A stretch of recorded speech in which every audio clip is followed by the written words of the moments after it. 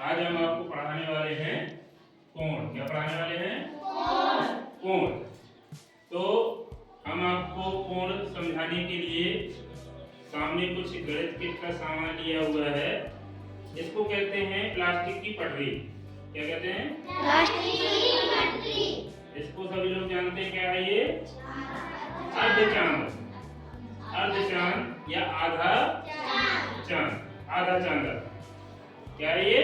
आधा चांद। और ये भैया लिए हुए ये है पूरा चांद यानी पूर्ण चांदा। क्या है ये? पूर्ण चांदा। ठीक है। तो हमने इस तरह से इसको सिस्टम को सेट कर लिया है।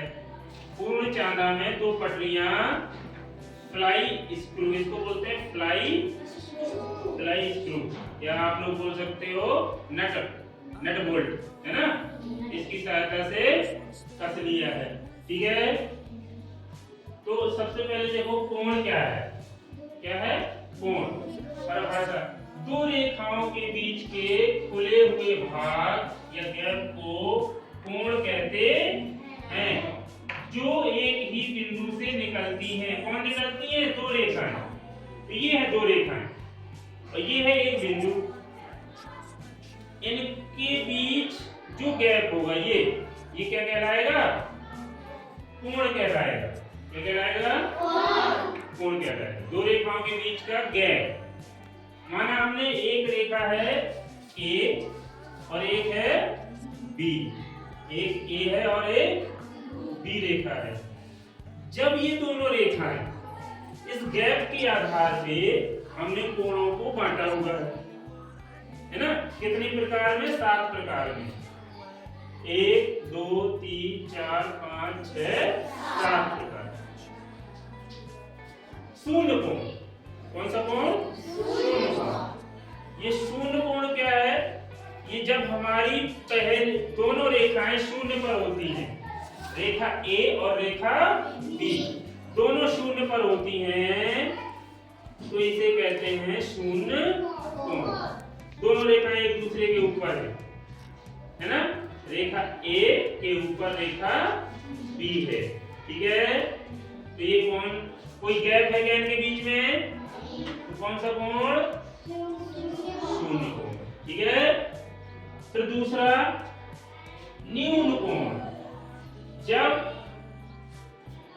गैप 0 अंश से ज्यादा हो जाए और 90 अंश से कम रहे तो हम इसको बढ़ाते चलते हैं, है ना। अब आपको देख के बताना है अर्जुन कि हम कहां पर आ गए। कहां पर हैं? 40 अंश। कहां पे है ये? 40 अंश। तो कितने? ये कोण कौन सा कहलाएगा? न्यून कोण। अब आकांक्षा बताएगी कि हम कहां पर हैं। कहां पर हैं हम? 70 अंश पे हैं। कहां पे हैं? 70। तो 70 अंश का कोण कौन सा कोण कहलाएगा? न्यून कोण कहलाएगा। ठीक है। और जब ये 90 पे आ जाएगा तो समकोण। समकोण कहलाएगा। क्या कहलाएगा? समकोण कहलाएगा। ये कौन सा कोण बन गया? समकोण। 90 पे है, समकोण बन गया। कौन सा कोण बन गया? समकोण बन गया। फिर अधिक कोण 90 अंश से ज्यादा होता है और 180 अंश से कम होता है। तो ये हम चलते चले जाते हैं। ये यहीं पे बनी रहेगी हमारी रेखा A। शुरुआत में जहां पे थी शून्य पर वहीं बनी रहेगी। अब ये बताओ ये कहां, ये कितने अंश पे है? 140 अंश। तो 140 अंश का कौन सा कोण हो जाएगा? अधिक कोण। समकोण से ज्यादा 90 से ज्यादा 180 अंश से अधिक कोण। ठीक है। यानी 179 अंश का कोण अधिक कोण कहलाएगा। और जैसे ही हम 180 अंश पे पहुंचेंगे तो ये कौन सा कोण कहलाएगा? सरल। कौन सा कोण है ये? कौन सा कोण है? सरल कोण है ये। कौन सा कोण है? सरल कोण 180 अंश का कोण है, ठीक है ना। 100, इसको हम ऋजु कोण भी बोलते हैं, इसको हम सीधा कोण भी बोलते हैं, इसको हम सरल कोण भी बोलते। कितने नाम हो गए इसके?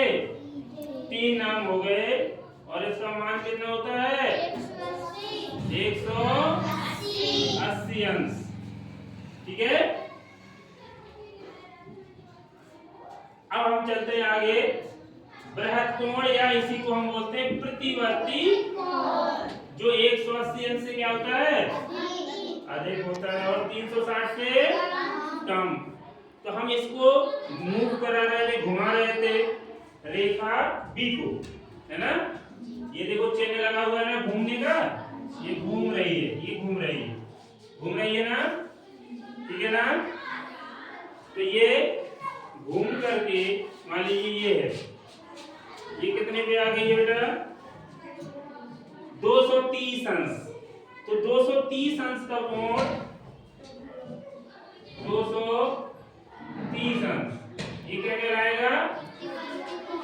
180 अंश से ज्यादा है और इससे कम है, नहीं है। और जब ये घूमते घूमते ये पूरा एक चक्कर लगा लेगी, ये वहीं पे है, ये घूमी और इसने पूरा चक्कर लगा लिया, ये तो ये कहलाता है संपूर्ण 360 अंश का। कितने अंश का? 360 अंश का कोण। संपूर्ण का मतलब पूरा हो गया, चक्कर पूरा हो गया। तो संपूर्ण कोण कितने अंश का होता है? 360। अब देखो यही पोजीशन आपकी बनी थी शून्य कोण पे, ये पोजीशन है ना, यानी दोनों रेखाएं एक दूसरे के ऊपर थी, नहीं थी, और यही पोजीशन शून्य कोण पे थी। अंतर ये है कि शून्य कोण में रेखाओं का गैप बिल्कुल नहीं होता, मतलब वो चलती नहीं है। लेकिन संपूर्ण कोण में रेखा बी चलते चलते पूरा एक चक्कर लगा लिया, तब यहाँ पे आई है, ये चक्कर लगाया नहीं, तो 360 अंश का कोण बन गया, यानी संपूर्ण कोण। तो कोण समझ में आ गए होंगे। चलो धन्यवाद।